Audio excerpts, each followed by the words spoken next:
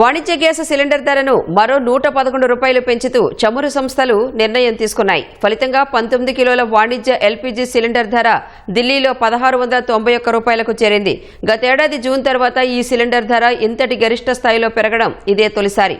అయితే గృహ అవసరాలను తీర్చే 14.2 కేజీల ఎల్పీజీ సిలిండర్ ధరను చమురు సంస్థలు యథావిధిగా 853 రూపాయల వద్దే కొనసాగించాయి.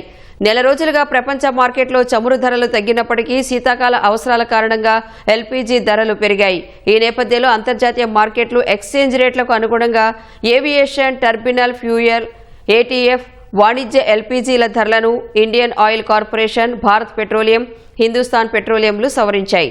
పెట్రోల్, డీజిల్ ధరలను ఇప్పటిలాగే కొనసాగించాయి. అదే సమయంలో ఏవియేషన్ టర్బైన్ ఫ్యూయల్ ధరను 7.3% మేర తగ్గించాయి. ఫలితంగా ఢిల్లీలో ఏటీఎఫ్ ధర 1 కిలో లీటర్కు 7,353 రూపాయలు తగ్గి 92,323 రూపాయలకు చేరింది.